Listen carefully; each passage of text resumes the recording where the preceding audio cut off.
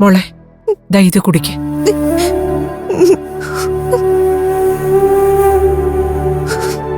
എന്താ ദേവുട്ടി, എന്തിനാ മോളിങ്ങനെ സങ്കടപ്പെടുന്നേ?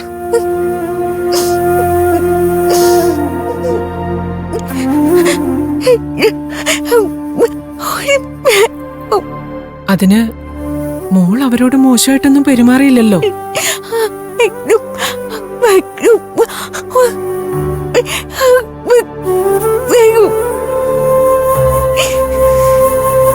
വർഷയുടെ കൂട്ടുകാരുടെ മുന്നിൽ വെച്ച് അവർക്ക് മോളെ അവഹേളിക്കാം. മോൾ അതിന് പ്രതികരിച്ചതാണോ തെറ്റായി പോയത്? നീ അങ്ങനെയൊന്നും വിചാരിക്കേണ്ട കാര്യമില്ല മോളെ. മോളങ്ങനെ പറഞ്ഞതുകൊണ്ട് ഒരു ഗുണവും ഉണ്ടായി. ആ വർഷയുടെ കൂട്ടുകാരികൾക്ക് മോള് ഈ വീട്ടിലെ ഒരു അംഗമാണെന്ന് ബോധ്യമായി. അതുകൊണ്ട് മോൾക്കതിൽ വിഷമമൊന്നും തോന്നേണ്ട കാര്യമില്ല. നോക്ക്, മോളെനിക്ക് എന്റെ സ്വന്തം മോളെ പോലെയാ. മോളെ വേദനിപ്പിക്കുന്ന എന്തെങ്കിലും ഉണ്ടായ എനിക്കെന്റെ സമനില കൈവിട്ടു പോവും. അതുകൊണ്ടാ ഞാനും അപ്പോ അവരോട് അങ്ങനെ പെരുമാറിയത്.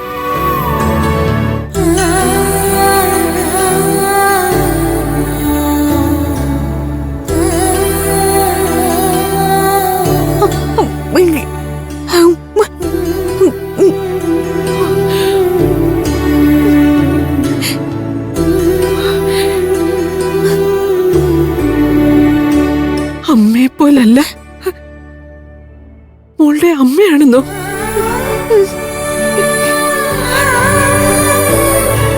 എന്റെ മോളെ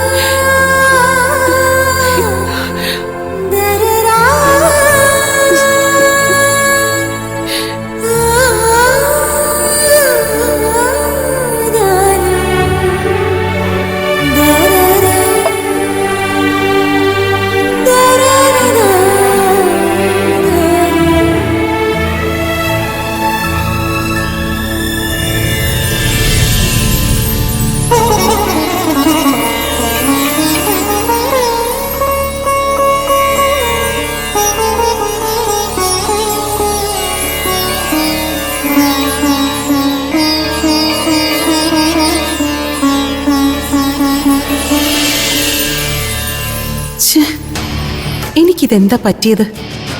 സന്ദീപ് വന്നതും വഴക്കുണ്ടാക്കിയതും ആഹാരം എടുത്ത് കളഞ്ഞതുമൊക്കെ പകല് പോലെ എന്റെ മുന്നിൽ നടന്ന കാര്യങ്ങളാ. എന്നിട്ടും സന്ദീപിനെ വിളിച്ചപ്പോ അവൻ ബാംഗ്ലൂരിലാണെന്ന്. ഇതിന്റെ പിന്നിൽ എന്തോ നിഗൂഢതയുണ്ട്, അതുറപ്പാ. ശ്രീലാമേ, ഫ്രണ്ട്സിന്റെ മുമ്പിൽ വെച്ച് എന്നെ ഇങ്ങനെ ഇൻസൾട്ട് ചെയ്യണ്ടായിരുന്നു. ആ ദേവൂട്ടിയും സ്ത്രീയും കൃത്യസമയത്ത് ഭക്ഷണമായിട്ട് വന്നില്ലായിരുന്നെങ്കിലേ എന്റെ ഫ്രണ്ട്സിന് മുമ്പിൽ ഞാൻ നാണം കെട്ട് പോവില്ലായിരുന്നോ? എന്റെ വർഷം നീ ഞാൻ പറയുന്ന ഒന്ന് വിശ്വസിക്കേ. സന്ദീപ് വന്നു എന്നുള്ളത് സത്യമാ. അവൾ ഉണ്ടാക്കി വെച്ചിരുന്ന ഫുഡ് എന്നോട് വഴക്കിട്ടെടുത്ത് വേസ്റ്റ് ബിന്നിൽ കളയുകയും ചെയ്തു. അതൊക്കെ ശ്രീലാമയ്ക്ക് വെറുതെ തോന്നിയതാ. ബാംഗ്ലൂരിൽ നിൽക്കുന്ന സന്ദീപ് ഇവിടെ എങ്ങനെ വരാനാ? വർഷ, ഇതിനകത്ത് എന്തോ കള്ളക്കളിയുണ്ട്. അല്ലാതെ ഞാൻ നിന്നെ ഇൻസൾട്ട് ചെയ്തതല്ല. അവർക്ക് ചപ്പാത്തിയും വായിൽ വെക്കാൻ കൊള്ളാത്തൊരു മുളക് കറിയും മാത്രം ഉണ്ടാക്കിയിട്ട് എന്തൊക്കെ തള്ളലായിരുന്നു ശ്രീലാമ തള്ളി മറിച്ചത്.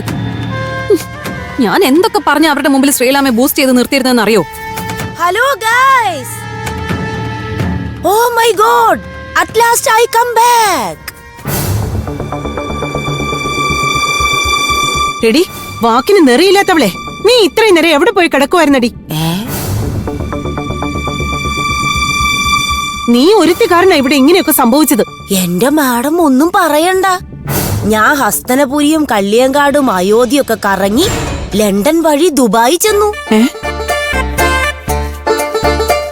അവിടെ ചെന്നപ്പോഴേ ഗൾഫ് യുദ്ധം കൊടുമ്പിരി കൊണ്ടിരിക്കുവല്ലേ. എണ്ണവില ഇൻക്രീസ് ആയതുകൊണ്ടേ ഒറ്റ ഓട്ടോക്കാരും വിളിച്ചിട്ട് വരുന്നില്ല.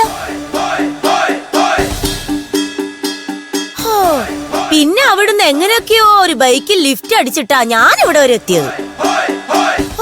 ടോട്ടലി ടയേർഡ് ആയി പോയി മാഡം, ടോട്ടലി ടയേർഡ്. ശകുന്തളെ, എന്തൊക്കെയാ നീ പറയുന്നേ?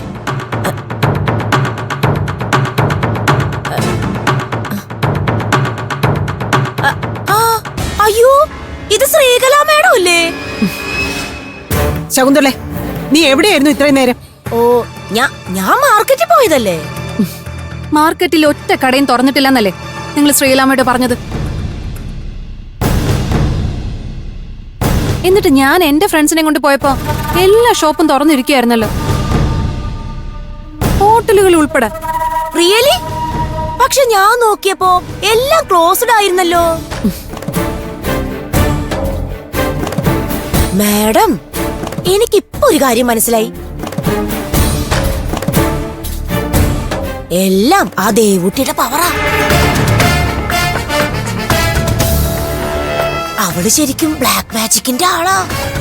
അവള് തന്നെയാവും എന്റെ കണ്ണ് കെട്ടി വഴി അറിയാതെ എന്നെ എന്നിട്ട് കറക്കിയത്. ആ തള്ളച്ചിയായിട്ട് വന്നത് ഇവളുടെ ദുർമന്ത്രവാദത്തിന്റെ ബലായിരിക്കും. എന്തൊക്കെ ഭ്രാന്താ നിങ്ങൾ ഈ പറയുന്നത്? വർഷ, നീ ഇവളെ പഴിക്കാൻ വരട്ടെ. ഞാൻ പറഞ്ഞില്ലേ, ഇതില് നമ്മൾ അറിയാത്ത അസാധാരണമായ എന്തോ നീക്കങ്ങൾ സംഭവിച്ചിട്ടുണ്ട്.